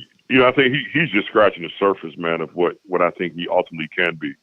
I mean, you can see the physical gifts are there. He's learning how to set routes up. I mean, it's so you can see. I mean, this kid's just a true sophomore, so already has an NFL body. So I mean, the sky's the limit for the kid. Just in ball accounts, he's works on his craft. He's in watching film. He wants to get better. So the sky's the limit for that kid. What do you think about Peyton Thorne? He's had some good moments here and there. It's interesting that he came out and even criticized himself a little bit. I mean, I give him credit for being, I don't know if guts is the right word, but, volunteering the information that he wishes he had on 3rd and 3 thrown it to Jaden Reed against, I think, Will Johnson, rather than going with the run play that they had, which set up 4th and 1 in the stoppage. I think there was another play. No, that was a play that he thought he should get into the quarterback. One of the 4th down stoppages, he thought he should have went to a quarterback sneak. I think it was. Yes. And then I don't know if it was the one by the goal line or the one at midfield. But then on the 3rd and 3, in retrospect, he wishes he would have put that one up for Jaden Reed. But he's putting it out there that he's his own harshest critic. I give him credit for having enough self-confidence to say those things. But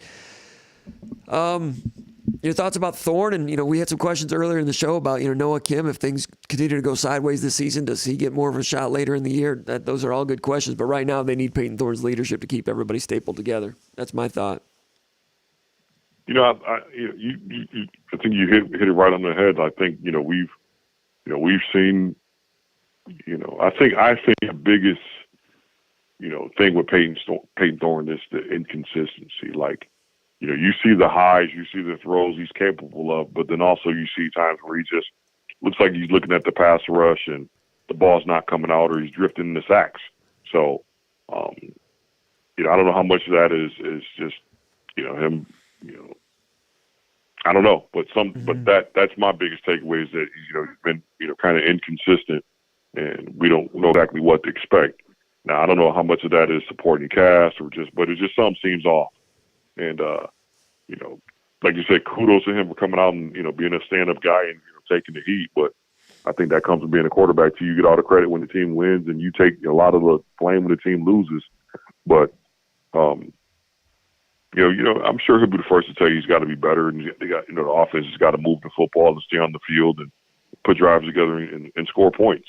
Mm-hmm. So I don't think anything we're saying is earth-shattering or anything that he doesn't know or anyone else watching the games doesn't know. So to that end, as far as going backups, like I'm of the opinion, like I think I'm the last guy to ask about putting in a backup quarterback, because I'm like, if he was better than the starter, he would be the starter. That's just always my opinion.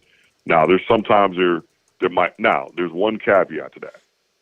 If the backup has one particular skill that just is elite that the starter doesn't have, like if Noah Kim was just this,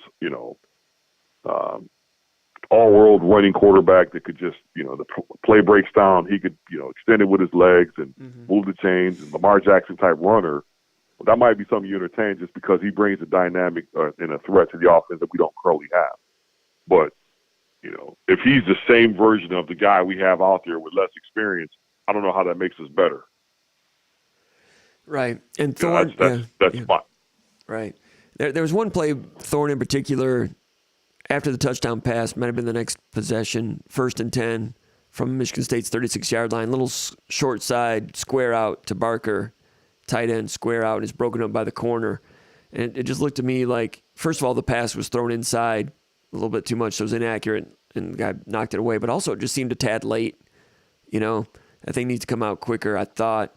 And it's just you can't expect a quarterback to be perfect, but in this game against this opponent, so many things needed to be more buttoned down, and at a lot of positions. Any other thoughts before we let you go tonight? That's one thing I have noticed. It seems like the ball is coming out a little bit later than the receivers expect. So I don't know if it's the play fake or the timing, but on a few of those plays, the ball, it did seem like the timing was off. On the one with, the slant route with Barker looked like he was Peyton Thorne was ready to throw, and Barker was still in his route. So some of those, you're right, the timing of the throws, the throw has been late, or just the route timing was off. Mm-hmm. So, yeah. But yeah, man. I mean, look, we got to turn the page, and put our best version of ourselves out this weekend against Illinois, who, Bielema will be excited to play us, But, one thing about that guy, there'll be a decision or two that he'll make the wrong decision to give us a chance. It's just that's what we can expect from Burt. Right. And, Michigan State decommitment from Bo Edmondson, the quarterback from Texas. Michigan State backed off on that one. Just the senior year not going well for him at all. Obviously, Michigan State trying to get in with Dante Moore. That makes perfect sense that Michigan State would try to do that. Michigan State kept tabs with him in previous weeks, previous months. Now they'll try to go after him. I don't know if they'll have much success there or not, but it's predictable that Michigan State has remained interested in Dante Moore, and now that this has happened with Edmonton, that would be the first one that they would for sure kick check base with. Going to Oregon, it's a long way away, but Oregon, they presented a lot of good bells and whistles. I said earlier in the show, when he committed to Oregon, most people wouldn't be able to pick out Oregon's head coach if he's walking down the street around here, but Dante Moore went out there and liked a lot of what they had to offer, and Oregon has had a pretty good season. But that kid from Detroit King, Michigan State's going to try to shake him loose, see if they can. They'll be kicking the tires there. And, you have to. I mean, you got to try, and, worst thing that can come out of that is that, the kid stays with his commitment with Oregon. But, you have to try, and I think we've always had a decent enough, relationship with the kid that, that we stayed in touch. And so, you owe it to yourselves, to keep pursuing until, the last possible moment. And, but at the same time, keep your options open with other opportunities at the quarterback spot. I talked about Edmonton, and, you can kind of see that one coming. If you follow recruit well enough, you can kind of see that one coming. Mm-hmm. Sometimes there's a decommitment that everybody freaks out about, and other times the decommitment, it's, the kid we thought we were recruiting maybe isn't the player he is today, or didn't progress in a way that we thought, when we took the commitment. So sometimes it's a mutual thing, and it's better for, than having the guy show up that, can't help you and toil away on your roster for a couple of years. So good for that kid, good for Michigan State. And, you move forward. Yeah, at the time when Michigan State took the commitment from Bo Edmondson, Michigan State had as good a shot at Dante Moore as anybody. And there were some people around Dante Moore, coaches and so forth, that were really surprised that Michigan State took their commitment. They were like, what's that all about? I mean, at that time, I think Michigan State might have been leading. So Michigan State, like you said, has been strong with him in the past. Maybe they can get that one, get some progress going the other way. But it's going to be difficult the way, I'm not going to say the way Michigan State season has gone, but also the way Oregon season has gone. So that it's going to be tougher now. But we'll see what happens with that one going forward. Ron, I'll let you go. I really appreciate your time and your insight and your input. And you have a great evening. We'll be talking to you soon, okay? Absolutely. Go Green. All right, there goes Ron. Appreciate Big Movie Ron Armstrong joining us to offer some insight, some expert opinions and analysis on that former Spartan player from back in the early 90s. We're about ready to wrap this thing up. We're going to go through the comment section. We've had some interesting people coming through today, that's for sure, to be expected. And what do we have here? Gordon Tonona says, was losing Piegler a big loss? I'm not impressed with Ephraim Reed. I think Piegler's pretty good, but I think Ephraim Reed has a chance. I mean, he's just really he's a sharp guy, and he no, I don't think it's a big loss. I don't think that's having an impact on this season right now. But Piegler's pretty good. I think Reed's going to prove to be pretty good too. Byron Scalacci says, Mr. Jones, best wishes to you and your son. Young people make mistakes. Heck, old people do too. I hope he has the opportunity to learn and grow from it. Talking about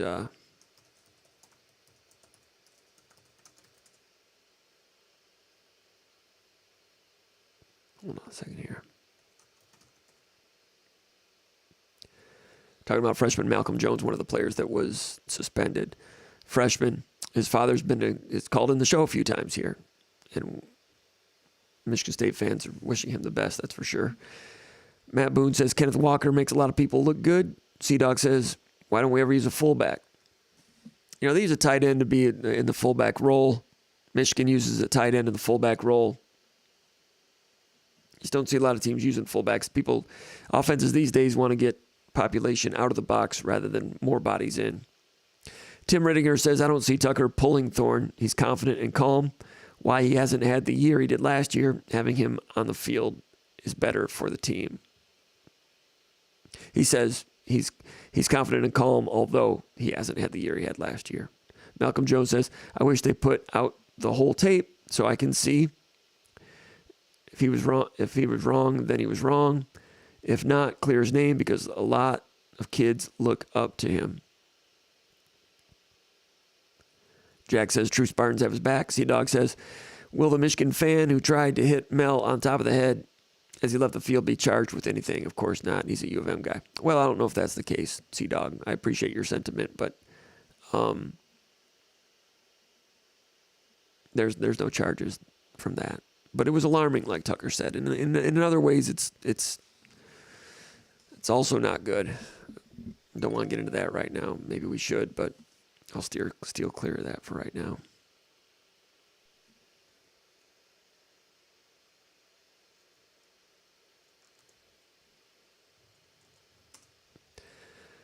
Job Bear says, the game coming up will tell you how focused the team is. I'm expecting their best game of the season and a W. Job Bear, very optimistic. He's talking about going to Illinois, and this will be the best game of the year for Michigan State. He says this will tell you how focused the team is. I think the team will be focused and together, but personnel is running thin, and the defense, which is coming along, is going to be running more thin. They're going to miss Winman at middle linebacker quite a bit. So I appreciate, Michigan State fans, I'm sure appreciate your optimism, but brace yourself.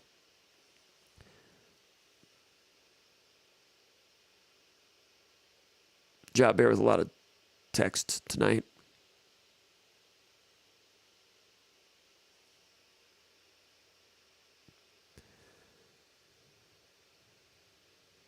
All right.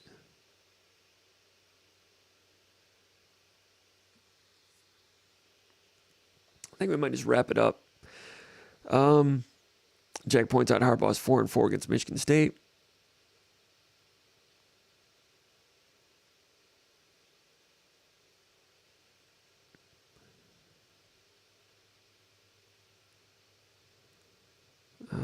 Let's see. Malcolm Jones says, no, I have to talk to him yet. I am going to support him to the end. I just want true about the whole thing.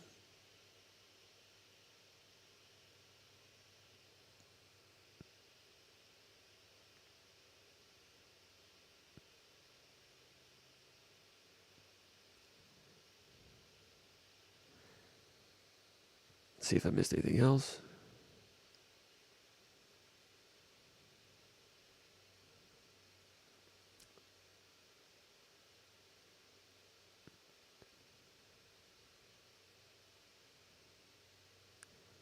Malcolm Jones says, I feel as a parent like that, things like that shouldn't happen.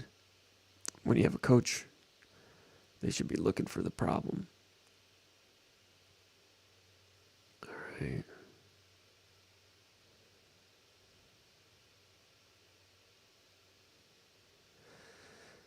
All right. What else do we have?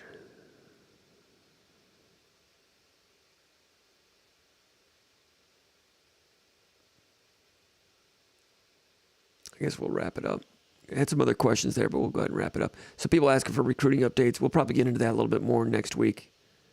And we'll keep an eye on things as they develop. I appreciate everybody tuning in.